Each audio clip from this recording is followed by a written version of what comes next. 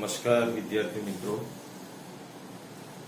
આજે આપણે ગુજકેટ અને નીટના લેક્ચર વિડિયો નંબર 5 ની અંદર પ્રકરણ 2 માં માપન, ચોકસાઈ, સચોટતા અને ત્રુટિ અંગે ફરી પાછા આપણે પુનરાવર્તન કરી સારાંશ સ્વરૂપે ફરી ઝડપથી આપણે જોઈ લઈએ અને ત્યારબાદ એના પર આધારિત એમસીક્યુની થોડા ઘણા એમસીક્યુની હું ચર્ચા કરીશ અને એની પીડીએફ ફાઇલ હું તમને સેન્ડ કરી ચૂક્યો છું. તો પહેલા આપણે જોઈશું ચોકસાઈ. ચોકસાઈ કોને કહેવાય?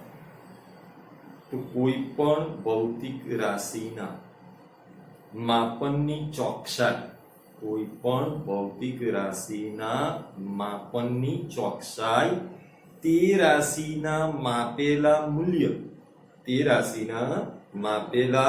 મૂલ્ય અને સાચા મૂલ્યના તફાવત પર આધાર રાખે છે. એટલે કે પ્રયોગ દરમિયાન જે આપણે મૂલ્ય માપ્યું હોય અને એનું જે સાચું મૂલ્ય હોય એનો તફાવત પર આધાર રાખે છે ચોકસાઈ. આ તફાવત જેમ નાનો એટલે કે સાચા મૂલ્યની વધુ નજીક હોઈએ તેમ તે રાશિની ચોકસાઈ વધારે અને જેમ આ તફાવત મોટો એટલે કે સાચા મૂલ્યથી આપણે આ કાં તો ખૂબ આગળ હોઈએ કાં તો સાચા મૂલ્યથી ખૂબ પાછળ હોઈએ તો એ તફાવત કેવો આવશે? મોટો આવશે. તો તમે તે રાશિની માપનમાં ચોકસાઈ ઓછી છે તેમ કહી શકો. તો આ થયો ચોકસાઈનો અર્થ. હવે આપણે જોઈશું ભૌતિક રાશિના માપનમાં સચોટતા. ભૌતિક રાશિના માપનમાં સચોટતા. તો ભૌતિક રાશિના માપન માટે ઉપયોગમાં લેવાયેલું સાધનની લઘુત્તમ માપ શક્તિ જેમ નાની તેમ તેના વડે માપેલ માપની સચોટતા વધારે. અર્થ એવો થયો કે કોઈ વિદ્યાર્થી કોઈ સાધનની લંબાઈ વર્નિયર કેલિપર્સની મદદથી કરે અને કોઈ વિદ્યાર્થી આ જ વસ્તુનું માપન સ્ક્રૂ ગેજ વડે એની જાડાઈનું માપન કરતો હોય કે એની લંબાઈનું માપન કરતો હોય તો સ્ક્રૂ ગેજની લઘુત્તમ માપ શક્તિ વર્નિયર કેલિપર્સ કરતા કેવી છે? તો નાની છે. તેથી એ વધુ ચોકસાઈ રીતે માપી શકશે. ઓકે, હવે આપણે જોઈશું ત્રુટિ. ત્રુટિ કોને કહીશું? કે ભૌતિક રાશિઓના માપનમાં રહેલી અચોકસાઈને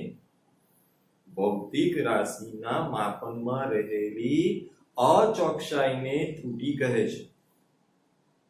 ત્રુટિ સંપૂર્ણ નાબૂદ થતી નથી, પણ ચોકસાઈ રાખવાથી તેની માત્રામાં, એના મૂલ્યમાં શું કરી શકાય?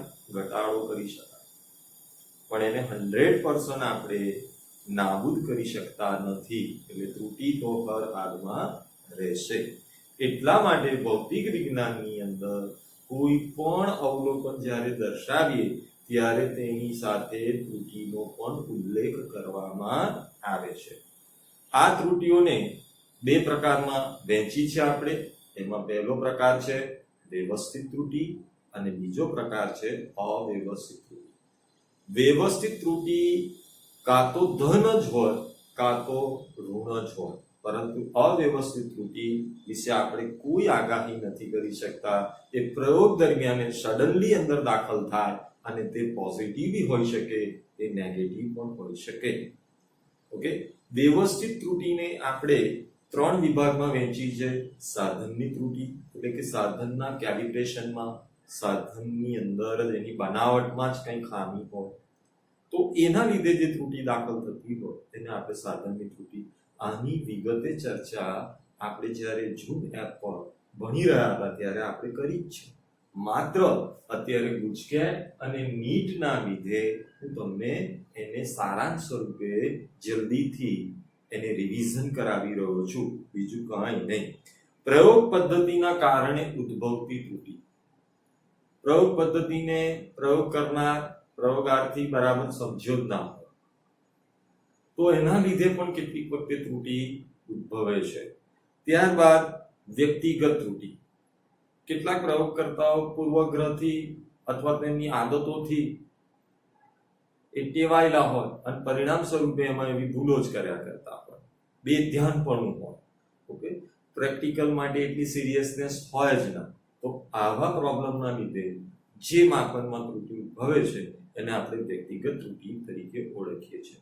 અવ્યવસ્થિત ત્રુટિ અગાઉ પણ હું તમને સમજાવી ગયો કે એની કોઈ આપણે પ્રયોગ દરમિયાન કોઈ પૂર્વ આગાહી કરી શકતા નથી. તે પ્રયોગ દરમિયાન જ અંદર દાખલ થાય. ઓકે, તે ધન પણ હોઈ શકે, તે ઋણ પણ હોઈ શકે. ટૂંકમાં એના નિવારણ માટે આપણે ઘણા બધા અવલોકનો લઈ એનો સરેરાશ કરી અવ્યવસ્થિત ત્રુટિનું આપણે બને એટલી અસર ઓછી કરી શકીએ છીએ. હવે આપણે જોઈશું ત્રુટિઓનો અંદાજ મેળવવાની રીત. તો ત્રુટિઓના અંદાજ મેળવવાની રીતની અંદર આપણે પહેલા નિરપેક્ષ ત્રુટિ અને સરેરાશ ત્રુટિ કેવી રીતે મેળવવી તેની વાત કરીશું. તો નિરપેક્ષ ત્રુટિ બરાબર સરેરાશ મૂલ્ય માઈનસ પ્રાયોગિક મૂલ્ય. નિરપેક્ષ ત્રુટિ બરાબર સરેરાશ મૂલ્ય માઈનસ પ્રાયોગિક મૂલ્ય. તો આનાથી આપણને શું મળી જશે? નિરપેક્ષ ત્રુટિ મળી જશે. શું મળશે આપણને? નિરપેક્ષ ત્રુટિ. હવે નિરપેક્ષ ત્રુટિ ધારો કે આપણે ડેલ્ટા a વડે દર્શાવીએ અને સરેરાશ મૂલ્યને આપણે a બાર વડે દર્શાવીએ અને પ્રાયોગિક મૂલ્યને આપણે a વડે દર્શાવીએ. આ જે સરેરાશ મૂલ્ય છે એને સાચું મૂલ્ય પણ કહેવાય. હવે સરેરાશ મૂલ્ય કેવી રીતે મેળવીએ છીએ એ આપ સૌને ખબર છે કે સરેરાશ મૂલ્ય મેળવવા માટે આપેલા અવલોકનોની સંખ્યાનો આપણે શું કરીશું? સરવાળો ભાગ્યા અવલોકનોની સંખ્યા. તો એના પરથી આપણને શું મળી જશે? સરેરાશ અવલોકન અથવા તો સાચું અવલોકન. અને આ જે છે a1 a2 up to an એ આપણા શું છે? પ્રાયોગિક મૂલ્ય છે. તો પહેલા આપણે શું કરીશું કે નિરપેક્ષ ત્રુટિ જાણવી હોય. માનો કે અવલોકન a1 ની નિરપેક્ષ ત્રુટિ શોધવી છે તો આપણે અવલોકન a1 ની નિરપેક્ષ ત્રુટિ ડેલ્ટા a1 બરાબર સાચું મૂલ્ય a બાર માઈનસ a1 કરીશું. આ મૂલ્ય કાં તો ધન આવે કાં તો ઋણ આવે, પરંતુ નિરપેક્ષ ત્રુટિઓ હંમેશા ધન જ હોય છે. તેથી આવા તફાવતને આપણે સામા લઈ લઈશું? માનાંકમાં જ લઈશું. ઓકે, એવી રીતે જો આપણે ડેલ્ટા a2 માં નિરપેક્ષ ત્રુટિ શોધવી હોય, ડેલ્ટા a2 એટલે કે અવલોકન 2 ની અંદરની નિરપેક્ષ ત્રુટિ જાણવી હોય તો આપણે શું કરીશું કે સાચું મૂલ્ય માઈનસ અવલોકન 2 અને એનો માનાંક. આ a બાર એ a2 કરતા નાનો પણ હોઈ શકે, a બાર એ a2 કરતા મોટો પણ હોઈ શકે ને a બાર a2 જેટલો પણ હોઈ શકે. ઓકે, તો એના માટે આપણને કાં તો આ તફાવત ઋણ મળે કાં તો આ તફાવત ધન મળે, પરંતુ આપણે એને માનાંકમાં લઈ લઈએ તો કેમ? કે નિરપેક્ષ ત્રુટિ હંમેશા ધન જ હોય. શું હોય છે? નિરપેક્ષ ત્રુટિ હંમેશા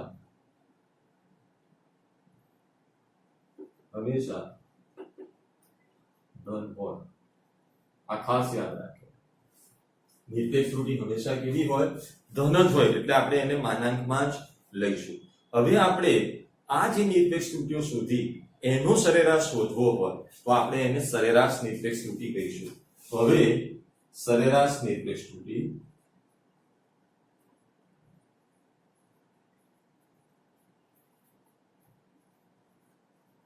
તો આ રીતે આપણે નિરપેક્ષ ત્રુટિ ઉપરની રીતે નિરપેક્ષ ત્રુટિઓ શોધી પછી એનો સરેરાશ કરીએ તો આપણે એને શું કહીશું?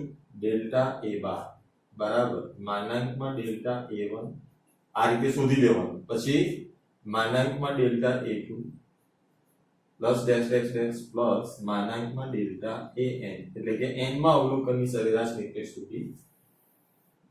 ત્રુટિ ભાગ્યા અવલોકનોની સંખ્યા. તો આ રીતે આપણને શું મળી જશે? સરેરાશ નિરપેક્ષ ત્રુટિ. સરેરાશ નિરપેક્ષ ત્રુટિ હંમેશા કેવી હશે? ધન જ હશે. ઓકે, હવે આપણે લઈશું પ્રતિશત ત્રુટિ, સાપેક્ષ ત્રુટિ. તો સાપેક્ષ ત્રુટિ અથવા તો એને આંશિક ત્રુટિ પણ કહેવાય છે. સાપેક્ષ ત્રુટિ રિલેટિવ એરર. અથવા એને બીજા શબ્દોમાં શું કહેવાય છે? આંશિક ત્રુટી. શબ્દો આવા બદલે અને આપણને પૂછે તો ટેન્શન લેવાની કોઈ જરૂરિયાત નથી. તો એને આપણે દર્શાવીશું ડેલ્ટા એ, આ સ્મોલ ડેલ્ટા એ છે, બરાબર સરેરાશ નિરપેક્ષ ત્રુટી છેદમાં સરેરાશ અવલોકન, એટલે કે delta a bar upon a બાર.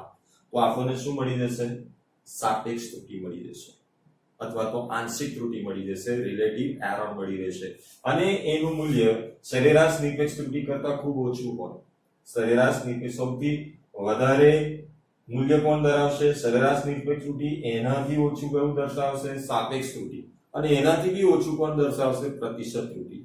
હવે આપણે પ્રતિશત ત્રુટીની વાત કરીએ. તો પ્રતિશત ત્રુટી કોને કહીશું? તો પ્રતિશત ત્રુટી એટલે સાપેક્ષ ત્રુટીને ગુણ્યા 100% કરી દઈશું. તો આપણને શું મળી જશે?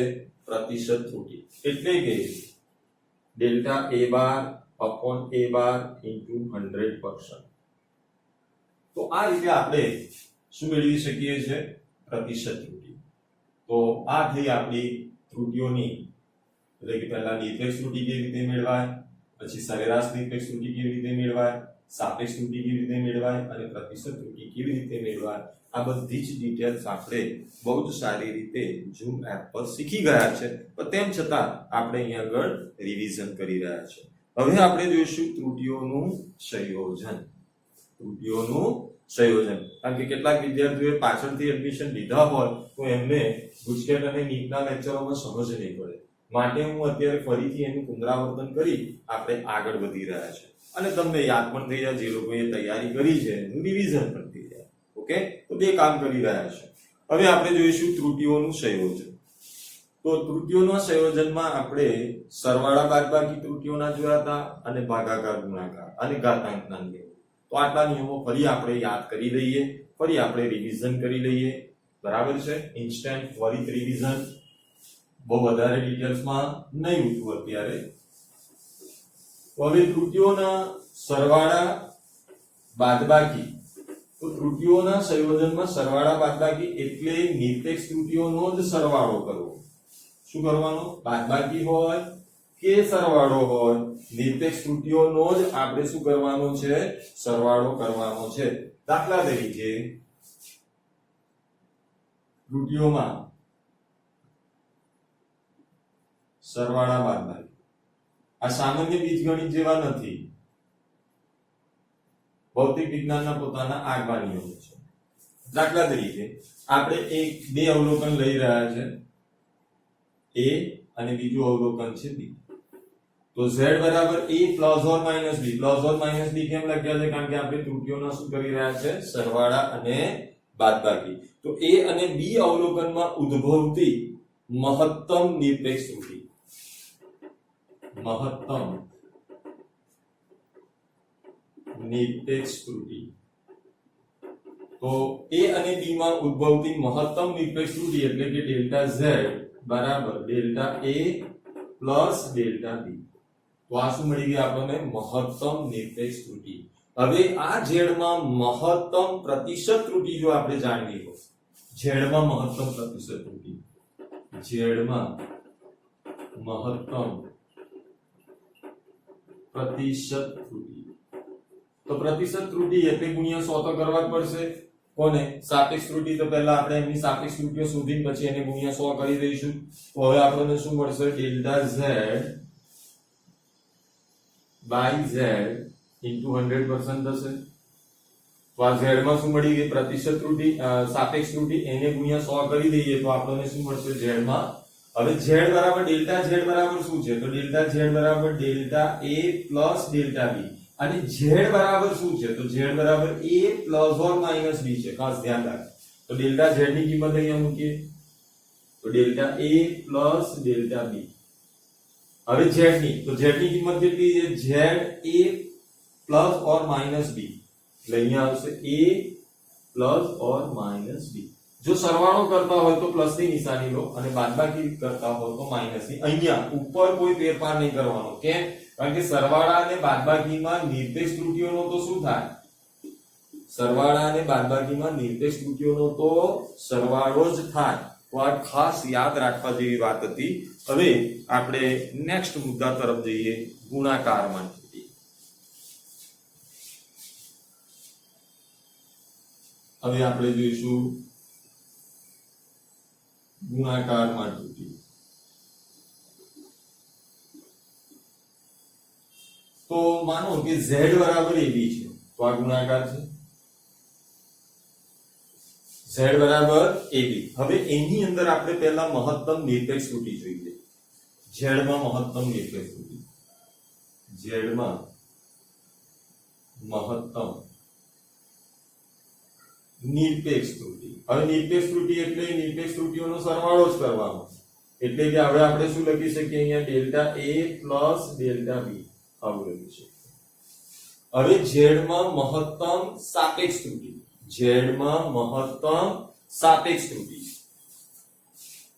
z માં મહત્તમ શું જોઈશું હવે આપણે સાપેક્ષ ત્રુટી.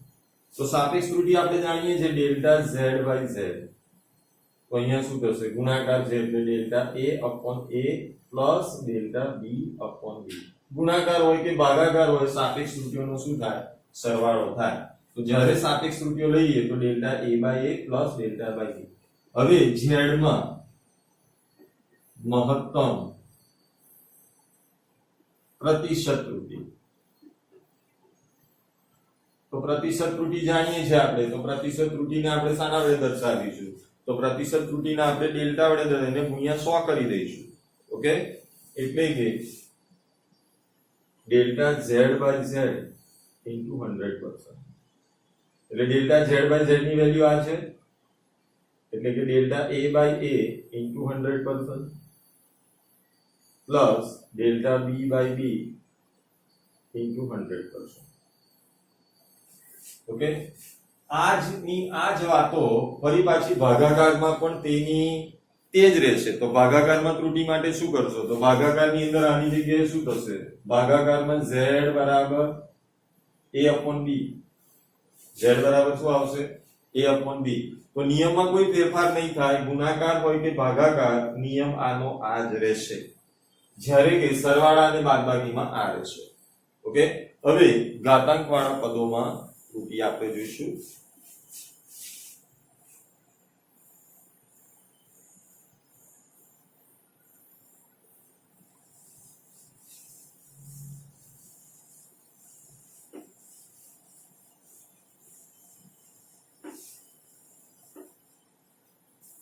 ઘાતાંક વાળા પદોમાં ત્રુટી.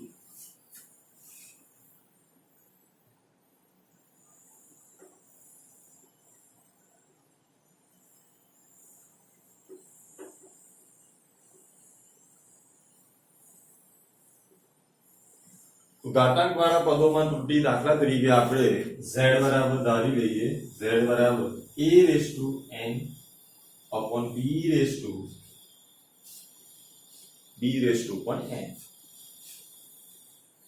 તો હવે આપણે એમાં મહત્તમ નિરપેક્ષ ત્રુટી પહેલા જોઈએ. મહત્તમ નિરપેક્ષ ત્રુટી. મહત્તમ નિરપેક્ષ ત્રુટીમાં આગળ n લખી દઈશું, પછી ડેલ્ટા a પ્લસ આના બી n લખી દઈશું અને ડેલ્ટા b. જરૂરી નથી કે ઘાતાંકો સરખા જ હોય, ઘાતાંકો જુદા જુદા પણ હોઈ શકે. મહત્તમ સાપેક્ષ ત્રુટી. મહત્તમ સાપેક્ષ ત્રુટી. તો મહત્તમ સાપેક્ષ ત્રુટીમાં આપણે અહીંયા ડેલ્ટા a upon a કરીશું પ્લસ n ઘાતાંકને આગળ મૂકો ડેલ્ટા b upon b. ઘાતાંક ધન હોય કે ઋણ એની આપણે ચિંતા કરવાની નથી, પણ આપણે અહીંયા સરવાળો જ કરવાનો. ઘાત ઋણ આપી હોય કે ધન આપી હોય એનું ટેન્શન લીધા સિવાય અહીંયા ઘાતાંક પોઝિટિવ જ લખવાના છે. ઓકે, યાદ રાખો કે આ કોઈ સામાન્ય બીજગણિતના ગુણાકાર, ભાગાકાર કે ઘાતાંકોના નિયમ નથી. આ ખાસ ધ્યાન રાખો. ચલો હવે પ્રતિશત ત્રુટી. પ્રતિશત ત્રુટી. પ્રતિશત ત્રુટી આપણે જોઈતી હોય તો આપણે શું કરીશું? તો n delta a by a into 100% plus n delta b by b into 100%. હવે આપણે જાણીએ છીએ કે આને આ રીતે બી લખી શકાય, ડેલ્ટા એ આ પ્રતિશત સાપેક્ષ ત્રુટિ દર્શાવે છે વત્તા n ડેલ્ટા બી અને બ્રેકેટની બહાર 100%. આ રીતે બી લખો તો કોઈ ઇશ્યુ નથી. ઓકે, તો આ ઘાતાંક વાળા પદોમાં ત્રુટિ થઈ. માપનની ચોકસાઈ નિરપેક્ષ ત્રુટિ વડે નહીં, માપનની ચોકસાઈ નિરપેક્ષ ત્રુટિ વડે નહીં પરંતુ પ્રતિશત ત્રુટિ વડે નક્કી થાય છે. માપનની ચોકસાઈ નિરપેક્ષ ત્રુટિ વડે નહીં પરંતુ પ્રતિશત ત્રુટિ વડે નક્કી થાય છે. માપનની ચોકસાઈ માટે માપનમાં લીધેલા સાધનનું લઘુત્તમ માપ શક્ય તેટલું નાનું હોવું જોઈએ. માપનમાં ચોકસાઈ માટે માપનમાં ઉપયોગમાં લીધેલા સાધનની લઘુત્તમ માપ શક્તિ બને એટલી નાની હોય તે અત્યંત જરૂરી છે.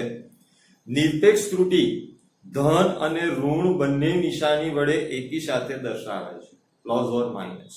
ઓકે, પરંતુ સરેરાશ નિરપેક્ષ ત્રુટિની જ્યારે વાત આવે ત્યારે તે ફક્ત ને ફક્ત પોઝિટિવ જ હોય છે. હવે આપણે આના પર આધારિત કેટલાક એમસીક્યુ ની ચર્ચા કરીશું, જે એમસીક્યુ ની પીડીએફ ફાઇલ હું તમને મોકલી આપીશ. હવે એમસીક્યુ નંબર 43 ની આપણે ચર્ચા કરીશું. એક બ્લોકની લંબાઈ 125.6 સેમી, પહોળાઈ 6.5 સેમી અને જાડાઈ 0.23 સેમી છે તો કયું માપન ઓછી ચોકસાઈ વાળું છે? હવે આપણે જાણ્યું કે ભાઈ માપનની ચોકસાઈ નક્કી કરવા માટે દરેકની સાપેક્ષ ત્રુટિથી જ આપણે નક્કી કરીએ છીએ. એટલે હવે આ બધા અવલોકનોની આપણે શું શોધીશું? સાપેક્ષ ત્રુટિ શોધીશું. તો અહીંયા આપણને એક ખબર પડે કે ભાઈ આમાં દશાંશ ચિહ્ન પછી ફક્ત એક જ અંક છે, માટે પહોળાઈમાં સાપેક્ષ ત્રુટિ શોધવા માટે 0.1, લંબાઈમાં સાપેક્ષ ત્રુટિ શોધવા માટે 0.1 ભાગ્યા 125.6 કરીશું. તો 0.1 ભાગ્યા 125.6 કરીશું એટલે આપણને 0.008 મળશે. ઓકે, 0.0008 સોરી 0.0008 મળશે આપણને. કેવી રીતે? અહીંયા જુઓ, પહોળાઈમાં 6.5 સેમી છે, પહોળાઈમાં કેટલા? 6.5, દશાંશ ચિહ્ન પછી એક જ અંક છે, એક જ અંકની ચોકસાઈ રાખી છે એટલે અહીંયા આગળ આપણે 0.1 લખીશું ભાગ્યા 6.5 કરીશું એટલે 0.154 મળશે. 0.0154 મળશે. જાડાઈમાં આપણે સાપેક્ષ ત્રુટિ શોધીએ તો જાડાઈની અંદર જો તો 0.23 એટલે કે દશાંશ ચિહ્ન પછી બે સાર્થક અંકો સુધીને ચેક કરે છે એટલે અહીંયા આપણે 0.01 ભાગ્યા 0.023 કરીશું એટલે આપણને મળશે 0.0435. તો અહીંયા આપણે જોઈએ તો સૌથી ઓછી ચોકસાઈ કોની અંદર છે? તો સૌથી ઓછી ચોકસાઈ જાડાઈમાં છે, સૌથી ઓછી ચોકસાઈ જાડાઈમાં છે અને સૌથી વધારે ચોકસાઈ શાની અંદર છે? લંબાઈમાં છે. તો એમસીક્યુ નંબર 43 ની અંદર આપણે ઓપ્શન એ સાચો આવશે. હવે એમસીક્યુ નંબર 44, જો z બરાબર a ઘન હોય તો આ ઘાતાંક વાળા પદમાં ત્રુટિ છે તો z માં ઉદ્ભવતી સાપેક્ષ ત્રુટિ ખાલી જગ્યા. તો હવે સાપેક્ષ ત્રુટિ ઘાતાંક વાળા પદોમાં હોય તો ઘાતાંકને આપણે સહગુણક બનાવીએ છીએ અને સાપેક્ષ ત્રુટિ લખીએ છીએ તો ઘાતાંકને સહગુણક બનાવ્યા અને આની સાપેક્ષ ત્રુટિ એટલે ડેલ્ટા a upon a. માટે સાપેક્ષ ત્રુટિ ડેલ્ટા z બરાબર 3 delta a upon a. Okay, એટલે તમને આપેલા ઓપ્શનમાં ઓપ્શન સી સાચો છે. ઓકે, હવે આપણે એમસીક્યુ નંબર 45 તરફ જઈએ કે જો x બરાબર ab રેઝ ટુ -1, અહીંયા જો b ની ઓછા એક ઘાત છે a ની નહીં.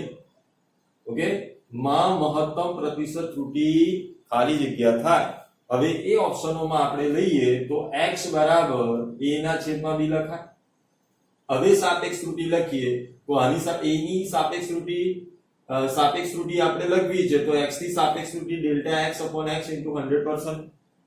હવે x બરાબર શું આપ્યા છે તો delta a upon a into 100% plus મેં અગાઉ બી કીધું છે કે ભાગાકાર હોય કે ગુણાકાર હોય સાપેક્ષ ત્રુટીઓના સરવાળા થાય એટલે delta a upon a into 100% plus delta b upon b into 100%. હવે બંનેમાંથી 100% કોમન કાઢી લઈએ તો delta a upon a plus delta b upon b બ્રેકેટની બહાર 100%. આવો ઓપ્શન તમને a આપ્યો છે તો MCQ નંબર 45 માં ઓપ્શન a સાચો છે. હવે MCQ નંબર 46 જોઈએ તો MCQ નંબર 46 ની અંદર રકમ હું વાંચું છું કે ભૌતિક રાશિ z નું પારિમાણિક સૂત્ર ભૌતિક રાશિ z નું પારિમાણિક સૂત્ર m⁴a l⁴b t⁴c તેમાં દળ લંબાઈ અને સમયના માપનમાં ત્રુટીઓ અનુક્રમે આલ્ફા ટકા બીટા ટકા અને ગેમા ટકા આપ્યા છે તો z ની પ્રતિશત ત્રુટી શોધો. તો હવે z ની પ્રતિશત ત્રુટી શોધવી હોય તો delta z upon z into 100%. હવે z બરાબર શું આવે તો આમાં આવશે ડેલ્ટા m upon n અને એનો ઘાતાંક આગળ મૂકી દો. એવી રીતે l માં શું આવશે ડેલ્ટા l upon n અને એની ઘાત કેટલી છે b એને સહગુણકમાં આગળ મૂકો. એવી રીતે અહીંયા શું આવશે c પછી એનો ઘાતાંક c છે delta t upon t into 100%. હવે આપણને દળની પ્રતિશત ત્રુટી કેટલી આપી છે આલ્ફા ટકા તો આપણે a આલ્ફા લખીશું.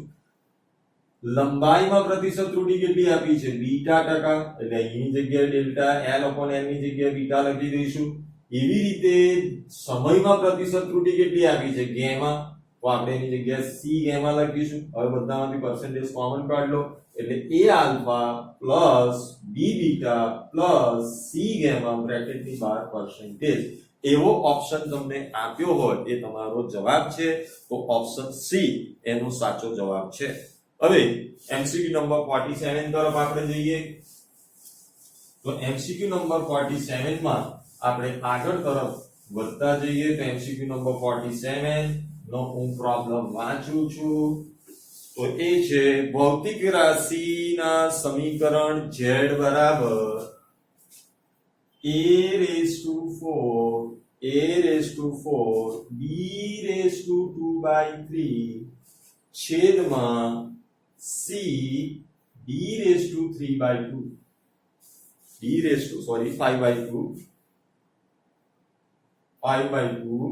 હોય તો ડેલ્ટા z upon z નું સમીકરણ લખો. એટલે આપણે ખાલી માત્ર સમીકરણ જ લખવાનું છે. તો ડેલ્ટા z by z એટલે શું સાપેક્ષ ત્રુટી થઈ અને સાપેક્ષ ત્રુટીમાં આપણે શું કરીએ છીએ ઘાતાંકોને સહગુણક બનાવે છે એટલે 4 delta a upon a plus ગુણાકાર હોય કે ભાગાકાર હોય સરવાળો કરો 2/3 ડેલ્ટા b upon b. ચલો હવે છેદમાં આનો ઘાત નથી એટલે એક તો કહેવાય ને ઘાતાંક ના દર્શાવે તો એક ઘાત તો હોય એક લખવાની પ્રથા નથી એટલે ડેલ્ટા c/c પ્લસ આમાં કેટલી ઘાત છે 5/2 તો ઘાતાંકને આગળ મૂકી દો. હવે શું થશે ડેલ્ટા d/d.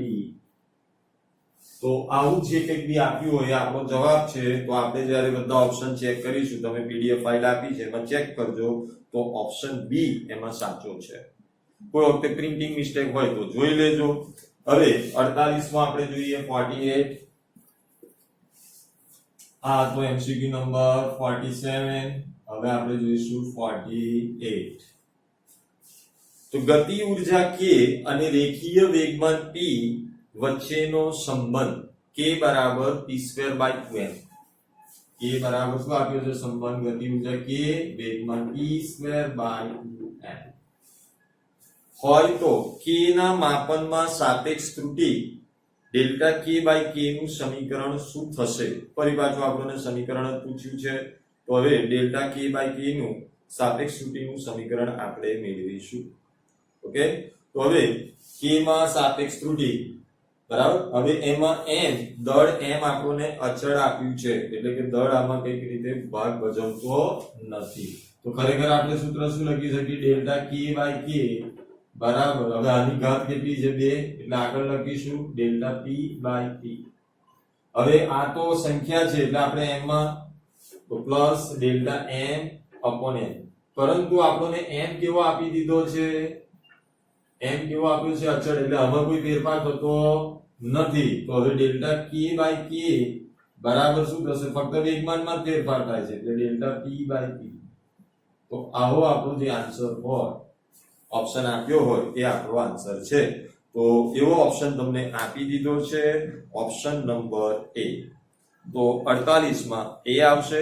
હવે આપણે જોઈશું 51, 49 અને 50 તમે કરી શકો એમ છો, એટલે હવે આપણે 50 પર જઈએ. MCQ number 50.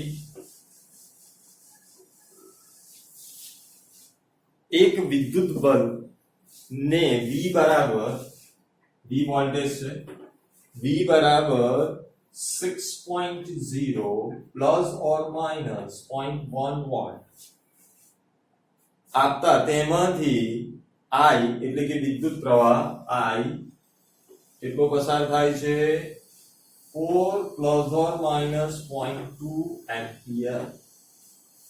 એમ્પિયર પ્રવાહ વહે છે. તો બલ્બમાં ખર્ચાતો પાવર નિરપેક્ષ ત્રુટિ શોધો. બલ્બમાં ખર્ચાતો પાવર નિરપેક્ષ ત્રુટિમાં શોધો. પાવર નું સૂત્ર આપણને રકમમાં આપી દીધું છે, પાવર P બરાબર VI. ધોરણ 12 માં આવશે, પરંતુ અત્યારે આપણે સૂત્ર આપણને આપી દીધું છે. તો હવે પાવર P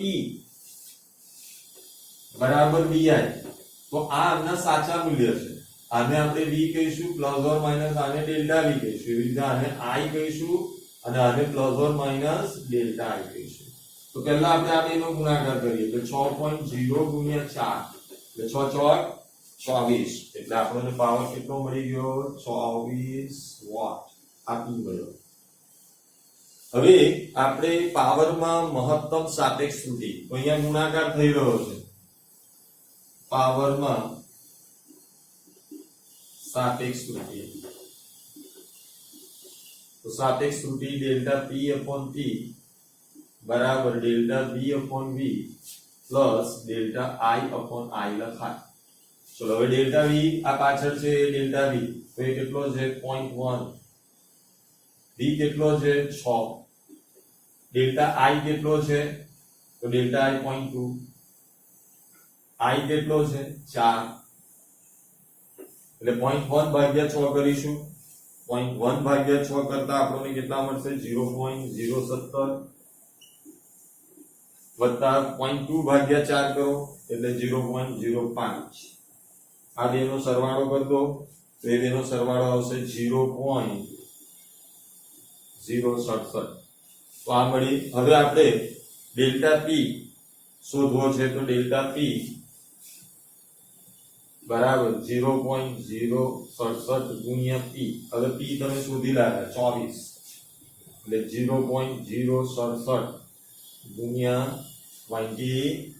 ચલો 24 વડે ગણશો એટલે 1.608 આવશે, એટલે કે 1.6 વોટ આ પાવર છે. હવે ખર્ચાતો પાવર આપણે લખવો હોય તો આપણે જાણીએ છીએ ખર્ચાતો પાવર બરાબર P plus or minus delta T. તો P કેટલો લાયા તમે 24 પ્લસ ઓર માઇનસ કેટલા 1.6 વોટ. ઓકે, તો આ થયો આપણો ફાઇનલી આન્સર. કયો ઓપ્શન છે, તો આવો ઓપ્શન આપણને B આપ્યો છે, choice plus or minus 1.6 watt. 51 નો દાખલો આપણે જોયો અત્યારે આ. ઓકે, હવે આવા દાખલાઓ બીજા પણ ઘણા છે. આપણે નેક્સ્ટ વિડિયો લેક્ચરની અંદર બાકીના દાખલાઓ જે મને અટપટા લાગતા હશે કે જેમાં આગળના ધોરણોના સૂત્ર પર આધારિત હોય તો એવી બધી બાબતો હું અહીંયા કેલ્ક્યુલેટ કરીશ. અને તમને હું PDF ફાઇલ જે મોકલું છું એમાં કંઈક મુશ્કેલી જણાતી હોય તો WhatsApp દ્વારા તમે મને જાણ કરજો. ઓકે, ચાલો ત્યાં સુધી તમે બધા પોતાની ટેક કેર રાખજો, સારી મહેનત કરજો. Okay, bye bye.